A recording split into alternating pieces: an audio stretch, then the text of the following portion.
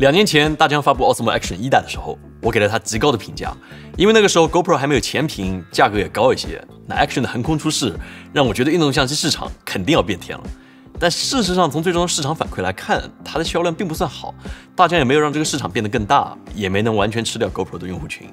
那我相信大疆一定在设计 Action 2的时候提出过一个灵魂拷问，那就是运动相机到底是给谁做的？而目前这种形态，真的就是最优解吗？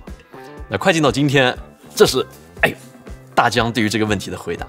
我甚至都觉得它不应该叫做 DJI Action 2，因为它和上一代真的没有什么关联。那在使用了它一段时间以后，我的结论就是，这是一台具有2个硬伤的革命性运动相机。让我们来聊聊。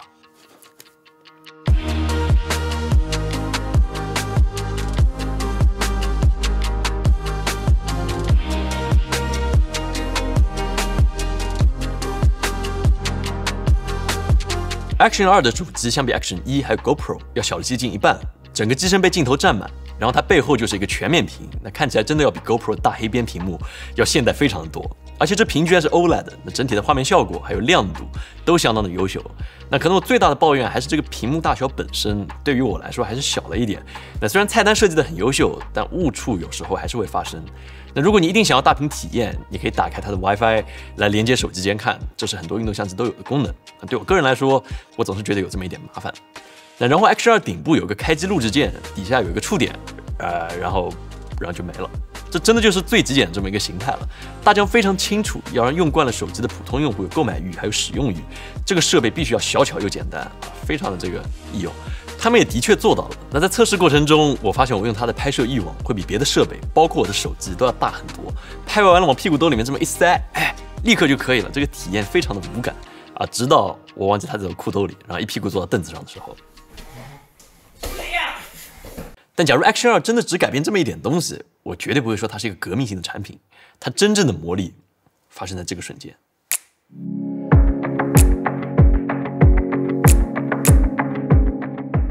我都不想说之一 ，Action 2的磁吸卡扣系统就是我至今用过最好的运动相机固定方案。这个可以说是一个天才设计，它依靠强磁力实现了主动式的锁扣，一旦吸上去绝对不会掉。而你想要释放的时候，你只需要抠一下，立刻就能把它给取下来。把它和 GoPro 最常用的螺丝还有快拆系统一比，你就能够感受到它的效率和易用性到底有多夸张。事实上 ，Action 2的磁力因为特别强，假如你想的话，你可以直接把它吸在各种金属物件上，都不会有什么大问题。大疆也充分利用了这个卡扣系统，研发了一系列的配件，就像这些。那你也可以直接借助这个转接头，把 Action 2转接到任何现有的固定方案这都可以。那我个人最喜欢的是这个项链和球头组件。项链的话，你可以调节链子的长度，把磁铁部分穿进衣服里面，把前面板系在衣服外面，再把 Action 这么一放，你就能够轻松得到一个第一视角的画面。那至于球头组件，因为它又小又轻，你可以随心所欲贴在墙上、车上、厨具上，用它来拍到以往难以实现的特殊画面。那这种东西在运动相机里面其实很常见，但是我以前一直都不喜欢，因为拆装很麻烦。那现在 Action 2就没有这个问题。我在家里布置了好几个这个球头，快速切换，用来拍延时观察小鱼有没有摸鱼这个非常好用。当然，大疆肯定不会只做这种小配件。Action 2真正的灵魂在这2个扩展模块之上，触点一碰上，你就能够实现更多的功能。这个电池模块允许你的续航增加接近 1.5 倍，而且又有了 microSD 卡槽，最大可以支持 256G 的存储。对，有一点忘记提了，其实 Action 2的主机内置有 22G 的存储，所以机器本身是没有插卡的地方的。你想要更多的空间，就必须要装上这个拓展配件，而且充电也是一样的。这听起来就真的觉得有点离谱，你必须要这样才能给主机充电。你要给主机充电，必须要接上配件，可能唯一的优点就是你绝对不会忘记给这个续航模块充上电。那至于这个前屏模块，我估计是我会用的最多的。第一，它本身也内置了电池，可以提升 Action 2的整体续航。第二是你接上它以后就可以看到自己，而且侧面会多一个按钮，能够让你更自然的控制录制。这个对于拍 Vlog 来说还是非常有必要的。而且这个屏幕居然也是触摸屏，你可以控制所有的参数那这个我不是嘲讽谁那有的相机前面有2个屏幕，它都调不了一个参数那是谁呢？你可以选择让前后屏同时亮着，这样可以快速旋转。那即便一会拍到自己，一会拍别人，都可以看到画面。那还有一个设定是我个人觉得非常用心的一个小细节，就是锁屏模式。那一方面这个可以减少误操作，增加续航；另一方面可以减少很多尴尬。回忆一下，以前的时候你在街上拍 vlog， 然后每一个经过的人都可以这样看一眼你的屏幕，然后扬长而去，是不是让你非常的难受？对的，对我来说就特别难受。至少现在这种场景可以被规避掉，不会这么社死然后这个前屏模块还同时增加了3个麦克风，要知道主机只有1个，这样一接上以后，你还是可以明显的感觉到 Action 2的音质变得更加可靠了一些。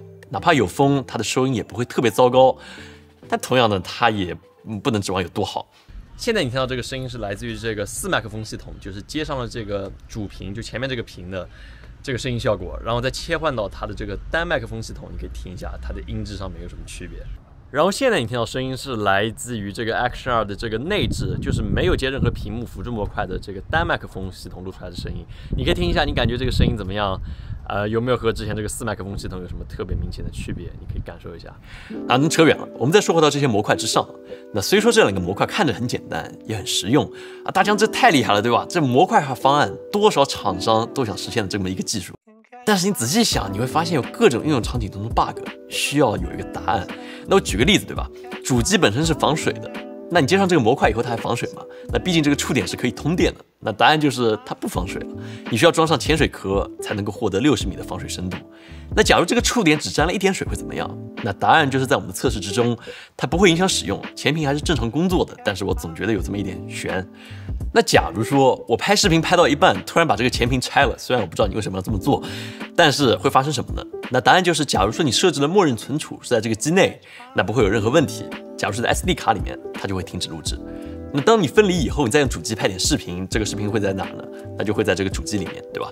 这样你导卡的时候，你会出现一个问题，你需要同时记得导出 microSD 还有主机的内容，这个就会有一点奇怪了，对吧？有点傻。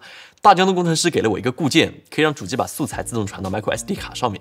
那听着确实解决了问题，但在实际使用的时候，10GB 的素材我花了10分钟。你还记得当初 iPhone 13那个评测里面，我吐槽了 iPhone 可以拍 ProRes， 但是却传不到电脑上，因为速度太慢了。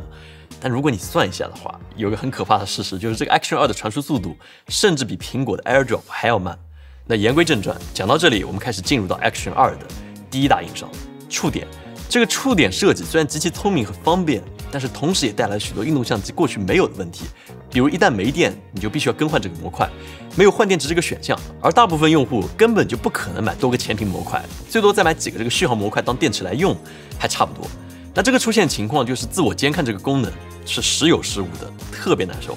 那哪怕说到这，应该还有很多朋友觉得这会对你的影响不大，这个触点还是很香，对吧？但如果现在我告诉你，这个触点的设计，Osmo Action 2的数据传输速度是 USB 2.0，35兆一秒。那同时它也没有 PD 快充协议，就是常规充电速度。这时候你怎么想？那如果我再和你说，这个前屏模块如果没电了，你会发现别说是 microSD 卡，你连这个按钮都会失去功能，它会变成一块彻底的铁坨坨，就没有任何作用。你录制的文件一会会在这个屏幕的 microSD 卡里，一会会在相机机内的存储里面。那这时候你怎么想？对我来说，这真的让我特别难受。本来我觉得这个设计是个完美的东西，对吧？但是为啥呀？就为什么会这样？其实我想了一下，如果这个前屏模块底下还有一组触点，这个问题就会好很多。你看，只要在底下再加一个续航模块，这个方案立刻就没有毛病了。没电了，只需要更换续航模块就行了，对吧？基本上没有什么影响，除了这个外形看着会非常鬼畜。就我不知道你是否接受这个形态。但是无论如何，目前大疆工程师还是做了一个固件，让主机和前屏模块交互掉电或者同时掉电，而不是先用光前屏再用主机。这样的话，至少能让前屏支撑的稍微久这么一点。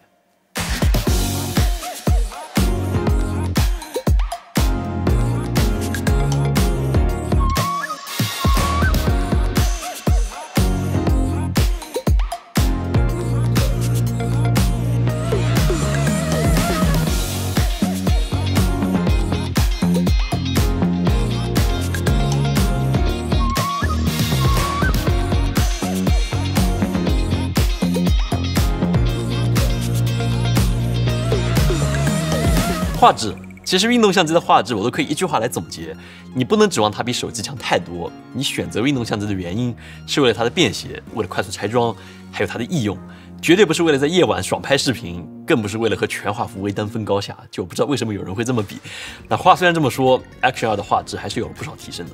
传感器变成了1.7英寸，比 GoPro 的2.1要大一点，暗光环境也确实会好不少。但差异你也不能说是一个天与地的区别。到这两者的画面风格有着比较大差异。那从我个人角度来看的话，我甚至会更偏向 GoPro 一点。我不知道你觉得怎么样？它的色彩还有整体的质感。OK， 现在你看到的我是评测已经测到最终阶段的我，但是有一个固件发生了变化，我觉得有必要来说一下，因为变化还真的挺大的。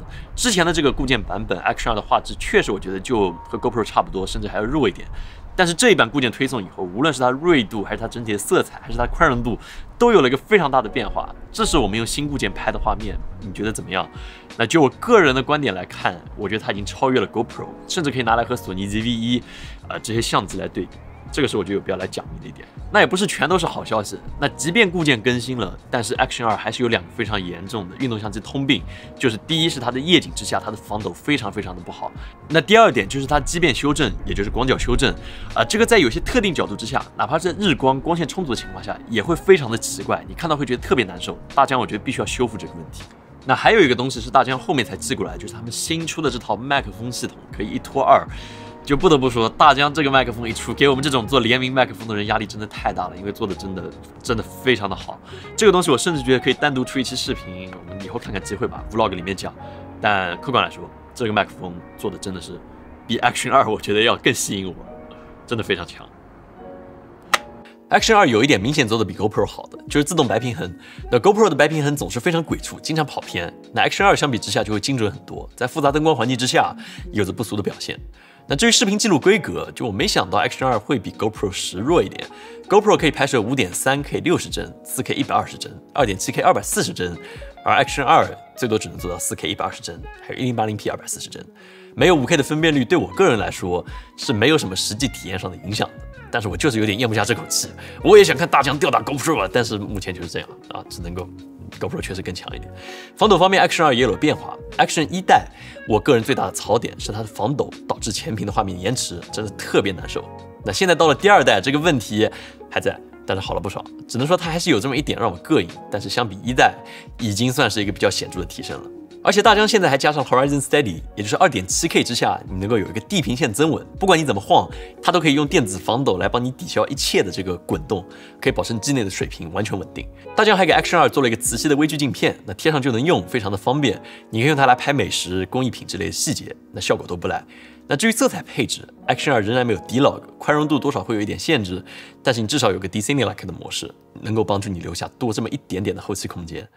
那理论上到这里我们要说的也就说完了，对吧？但你会发现我有2个经常讲的东西没有讲，就是续航，还有过热。欢迎来看 Osmo Action 2的第2个大痛点，发热。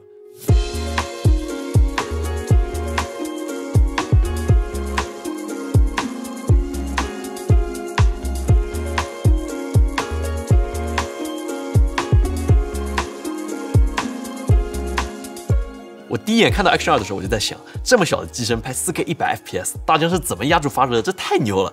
然后我发现大疆它并没有压住。在我们刚开始测试 Action 2的时候，它在28度的室温之下，一度飙上过70度，然后后面经历过一次固件更新以后，温度被控制在了50度左右。但是50度啊，兄弟，金属的外壳啊，这摸上去是非常烫手的。这个我估计大疆工程师也很无奈。那芯片的制成还有本身的机身体积，就算你有再好的散热方法，那也还是不够。发热带来的另外一个问题就是续航太容易尿崩，就是把 Action 2带到了一个非常离谱的状态。我个人喜欢拍 4K 60帧，而 Action 2一旦发热拍 4K 60帧，续航只有20分钟，真就20分钟就没电了。